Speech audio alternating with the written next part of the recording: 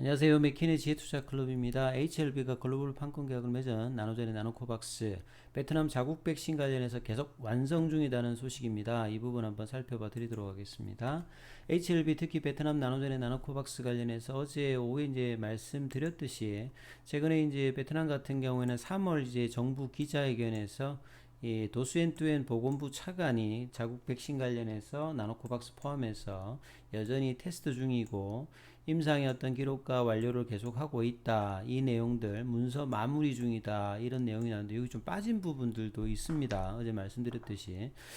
그래서 나노젠의 나노코박스 같은 경우에는 임상 3상 투여는 끝났고 중기 3상 연구를 해온 과정에서 윤리위원회 관련되는 부분 이제 승인을 두 번째 작년에 받았고요. 지금 이제 자문위에서도 서류가 넘어가서 여기에 필요한 추가 데이터 요구에 따라서 회사가 진행을 하고 있는 것 같고 이 부분들이 마무리가 된다면 백신 허가를 위해서 서류를 보건부에 어떤 제출할 예정이다. 그래서 나노젠 나노코박스 같은 경우에는 최근에 이제 매드 아카이브를 통해서 이제 삼상 관련되는 부분을 피어 리뷰는 거치지 않았습니다만 이제 뭐 안전성이라든지 면역 원성 그리고 제조합 형태의 단백질 백신이니까 유통이라든지 보관 이런 데서 장점이 있다. 그래서 나노코박스는 베트남에서 만약에 이제 뭐 코로나 관련된 백신이 된다면 1호 백신이 될 가능성이 뭐 커져 있다. 그래서 4월 달에 어떻게 조금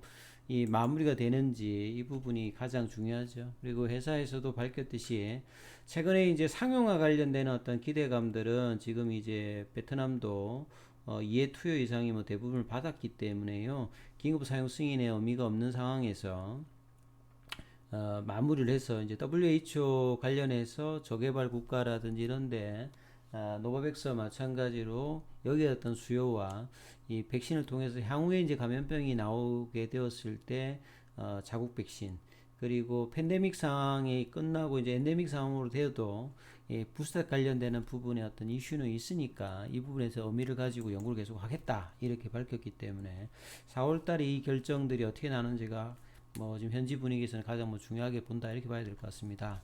그리고 이제 출발하고 오늘은 이제 해외에서 브레이너드 이제 연준 그 이사의 어떤 뭐 최근에 뭐 비둘기 파이셨는데 매파적인 이야기를 5월달 FOMC에서 빅스텝 관련되는 이제 금리 인상 이야기가 나오다 보니까 미증시에서도 기술주들이 크게 장중에 나스닥 위주로 변동 좀 있었어요. 또 뭐 바이오주들도 마찬가지고 이제 IT주들 영향을 대부분 많이 받았는데 오늘 증시가 코스닥이 하락폭은 조금 줄였습니다만 1% 가까이 급락하면서 바이오주들 전반적으로 하락을 했죠. 그래서 HLB 관련주들도 HLB가 3% 넘게 빠지면서 3만원대를 다시 이탈을 해버렸습니다. 그리고 생명과학, 제약, 테라피틱스, 네스트 사이언스도 1% 이상의 약세 흐름을 보였죠. 그래서 이제 시장 어떤 분위기와 큰 이슈가 없는 상황에서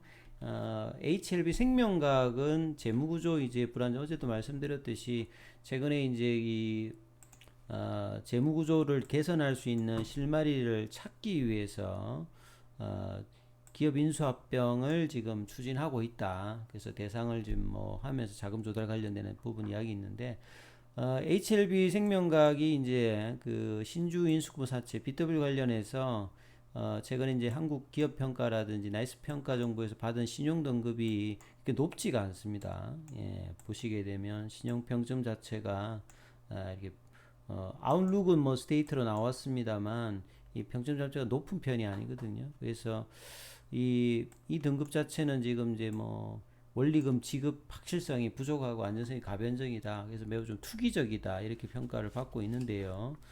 기존에 받았던 등급보다도 좀 떨어져 있는 어떤 부분이죠. 그래서 재무적인 이런 부담이 좀 떨어져 있는 상황에서 이 재무 조달에서 뭘 하려고 하느냐. 그래서 이제 이 인수합병으로 돌파구를 찾는다. HLB가 이런 어떤 재무적인 안전성을 극복하기 위해서 FA라든지 노토스 관련되는 부분을 통해서 올해 어떤 실적 개선으로 관리 종목 어떤 지정을 개별 영업 적자를 4년 연속 받으면 관리 종목 지정이고 한 해 더하면 이제 상장 폐지 대상이 되지 않습니까? 그래서 HLB 그룹 전반적으로 실적 자체가 이렇게 좋은 어떤 회사들이 많이 없으니까요. 예, 바이오를 좀 중심으로 한다 보면 이 실적 개선을 위해서 해야 되고 HLB 생명과학도 주력이 의약품 유통 사업이다 보니까 요게 이제 뭐 거래처와 이제 거래가 중단됨에 따라서 외형이 크게 축소가 되었고 영업 적자가 계속 이어지고 있기 때문에 현재 수익 기반이 매우 미흡하죠.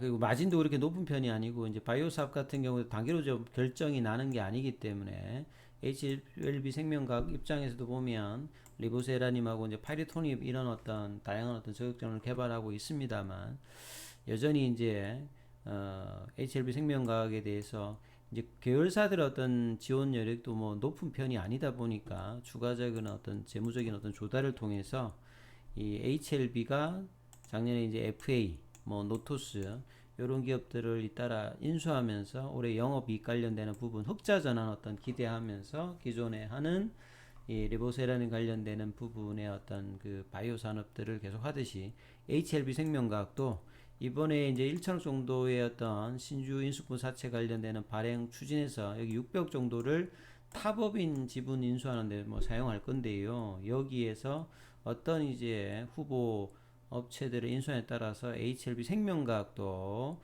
HLB와 같이 재무적인 어떤 탄력.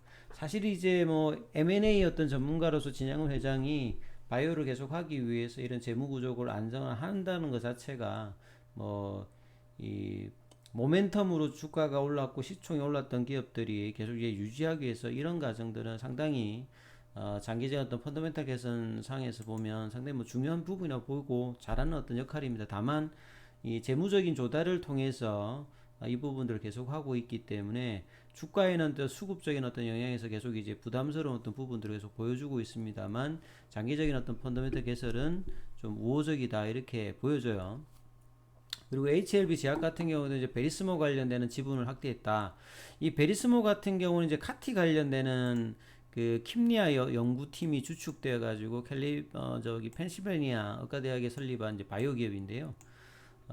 홈페이지에 들어가서 보시게 되면 아직 이제 초기 임상 단계니까 결과가 나오려면 좀 시간이 걸립니다만 킴리아 연구팀이 주축이 되었기 때문에 향후에 이제 전도는 좀 유망해요. 그래서 HLB 제약이 미국 그 자회사 베리스모 관련되는 부분 이제 318만 주를 취득했다. 작년에 4월달에 이미 한 20%를 취득하며 최대 주주였는데 추가 인수를 통해서 베리스모 지분을 한 35.24 정도. HLB도 여기 이제 지분이 한 9.61 정도가 있고요. 그 다음에 이제 미국 펜실베니아 대학이 이제 5.5%. 초기 단계다 보니까 나름 이제 M&A 대상으로서 지분 확보할 때 조금 이제 저렴한 어떤 비용으로 파이프 확대라든지 장기 성장 동력을 얻는다. 그래서 HLB 제약 입장에서는 뭐 나쁘지 않은 어떤 선택이라 보여져요. 그래서 췌장암, 난소암, 유방암, 폐암 등의 어떤 고형암 및 혈액암 어떤 치료를 위해서 4개의 어떤 파이프라인을 개발 중에 있고 여기가 췌장암 중피 종 난소암을 적응적으로 한 첫 번째 파이프라인이 IND를 이제 준비 중이라고 합니다. 그래서 대부분이 이제 전임상 단계인데 임상 초기 IND를 진행하니까 장기적으로 여기 결과에 따라서 가치의 어떤 증가가 기대되지요. 그래서 향후에는 이제 한국, 중국, 일본 등 아시아 지역으로 임상 시험을 확대하기 위해서 2월달에 베리스모 아시아도 좀 설립한 바가 있습니다.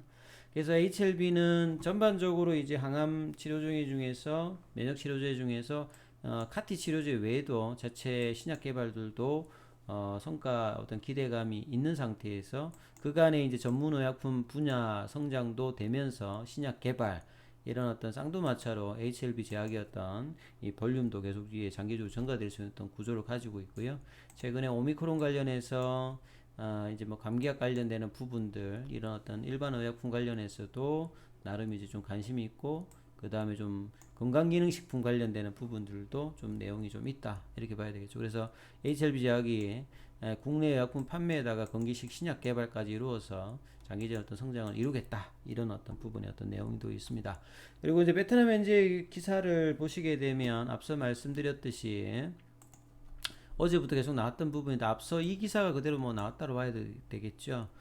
보건부가 이 과학기술 연구기관 기관에 국내 생산 백신 관련해서 참여하도록 지시하고 공고했다. 현재까지 나노코박스 포함해서 3개 정도 후보가 있는데, 자, 자문위에 의해서 이제 결정이 된다.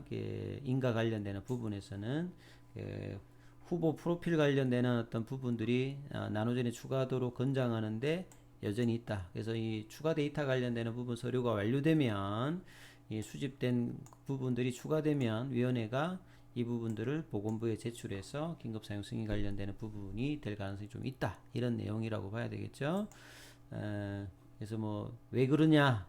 그러면 이제 보건부가 이 생물학적 제재이기 때문에 어제 말씀드렸듯이 높은 수준의 안전성 평가는 여전히 필요하다. 이런 내용을 하고 있습니다. 차트를 통해서 좀 마무리를 해드리면, 자, HLB 오늘 시장 상황의 영향에 따라서 한 일주일 넘게 이제 5일선에서 조금 이제 좁은 어떤 21선 사이가 있던 부분들이 다시 또 내려오면서 또 3만원대를 또 살짝 내려왔습니다. 수급도 기관들 외국인들이 매도세가 조금 커졌고요. 개인들은 한 28만 주 넘게 매수를 했고, 공매도 관련되는 부분들도 또 늘어났습니다. 25% 매매 관여율 중에서 최근에 이제 거래량이 좀 작은 상태에서 이 공매도 관련되는 부분들이 뭐 10% 넘는 흐름이 거의 지금 3주째 이어지고 있는 어떤 압박이 HLB 계속 이어지고 있는데요. 자, 좀처럼 이제 어떤 모멘텀의 어떤 부각이 차트상에서는 지금 되살아나고 있지는 못한 상황인데요. 자, 3만원 이하만 내려가면 빠르게 일단 반등을 해 왔는데, 이번 주에 다시 또 이제 3만원대 종가상으로 떨어졌고, 시간에도 지금 이제 50원 정도 빠졌죠. 자, 이 흐름들이 또 주 후반에 어떻게 되는지 살피시면서 흐름 판단하셔야 될 것 같습니다. 여기까지 하겠습니다.